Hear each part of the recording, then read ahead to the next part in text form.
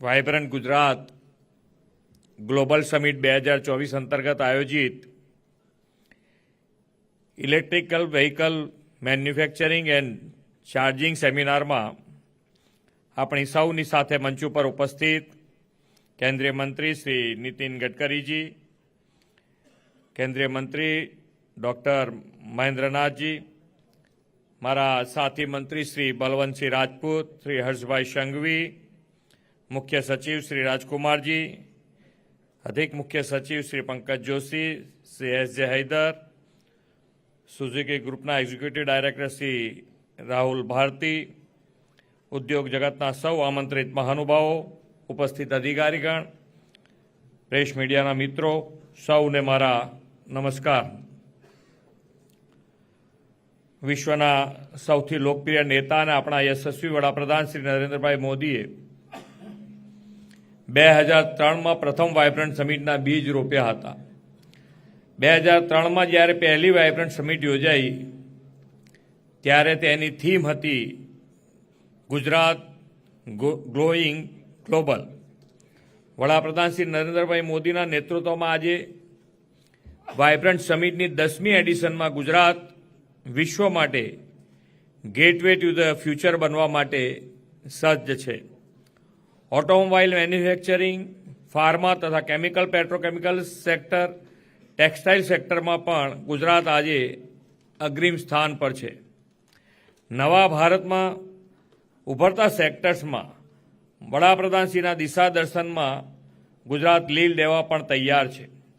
વડાપ્રધાનશ્રીની visionary લીડરશીપમાં દેશમાં green ગ્રોથને પ્રોત્સાહન આપવામાં આવી રહ્યું છે.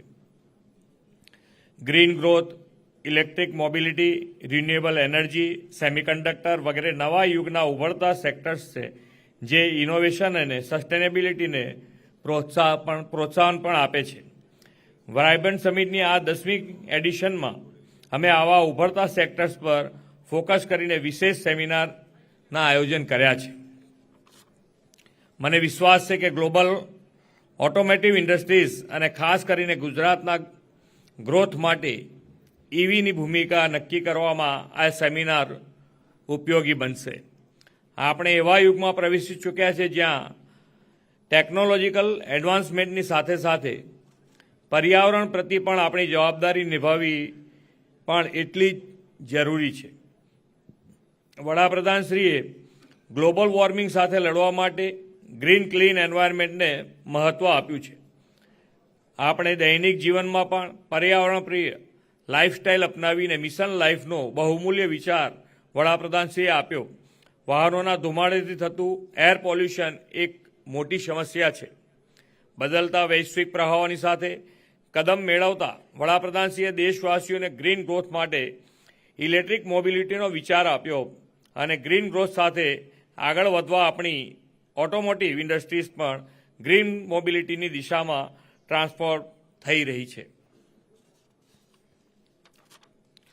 આજે ટ્રેડિશનલ મેન્યુફેક્ચરિંગની સાથે ક્લીન ગ્રીનર અલ્ટરનેટિવના રૂપમાં ઇલેક્ટ્રિકલ વ્હીકલ મેન્યુફેક્ચરિંગ પર ઓટોમોબાઈલ ઉદ્યોગ જોર આપી રહ્યો છે. ઈવીને એક્સેસિબલ, એફોર્ડેબલ અને એફિશિયન્ટ બનાવવા માટે દેશ અને ગુજરાતમાં મોટા પાયે રિસર્ચ એન્ડ ડેવલપમેન્ટ પર કામ થઈ રહ્યું છે. ઇલેક્ટ્રિકલ વ્હીકલ તરફ શિફ્ટ થવું એ માત્ર ટેકનોલોજીકલ ટ્રાન્સમિશન નથી, પરંતુ ટ્રાન્સપોર્ટેશન અને સસ્ટેનેબિલિટીમાં મૂળભૂત પરિવર્તન લાવવાનો અભિગમ છે. આ નેશનલ પ્રાયોરિટીઝની દિશામાં ગુજરાત સસ્ટેનેબલ ભવિષ્યના દ્રષ્ટિકોણને અનુરૂપ પોલિસીસ તથા સ્કીમ લાગુ કરવામાં પણ અગ્રેસર રહ્યું છે. ગુજરાતમાં અમે ઇલેક્ટ્રિકલ વ્હીકલ મેન્યુફેક્ચરિંગ માટે ઇન્વેસ્ટર્સને આકર્ષિત કરવા, R&Dને પ્રોત્સાહન આપવા તેમજ ચાર્જિંગ અને મેન્ટેનન્સનું રોબેસ્ટ ઇન્ફ્રાસ્ટ્રક્ચર સુનિશ્ચિત કરવા માટે પ્રોએક્ટિવ રહ્યા છીએ. અમારી મુખ્ય policies entire electrical vehicle value chain માટે અનુકૂળ ઇકોસિસ્ટમ તૈયાર કરવાના લક્ષ્ય માટે ડિઝાઇન કરવામાં આવી છે.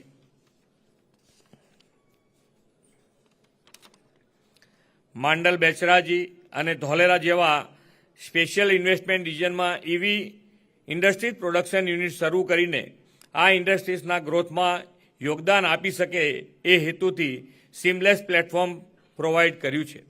ઇલેક્ટ્રિકલ વ્હીકલની સફળતા ચાર્જિંગ સ્ટેશનોના મજબૂત નેટવર્ક પર નિર્ભર કરે છે. એ માટે ગુજરાતે ચાર્જિંગ ઇન્ફ્રાસ્ટ્રક્ચરના ડેવલપમેન્ટમાં મોટું ઇન્વેસ્ટમેન્ટ કર્યું છે. અમે ઇલેક્ટ્રિકલ વ્હીકલને પ્રોત્સાહન આપવા માટે ઇવી પોલિસીઝ 2021નો સફળતાપૂર્વક અમલ કર્યો છે.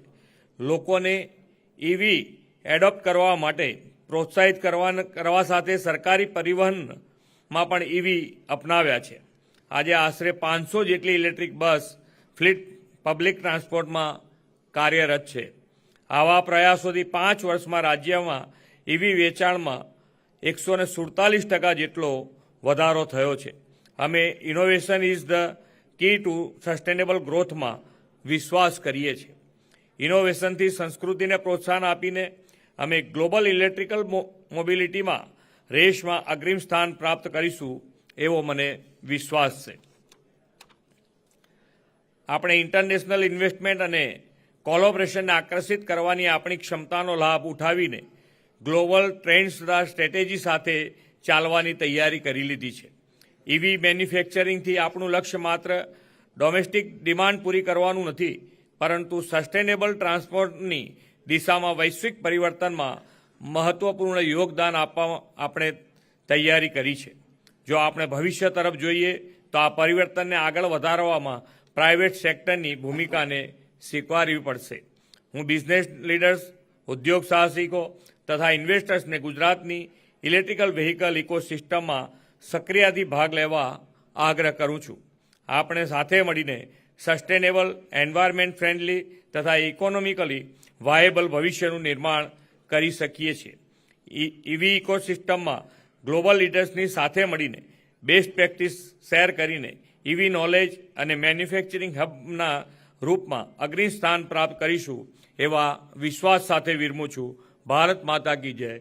વંદે માતરમ. જય જય ગરવી ગુજરાત.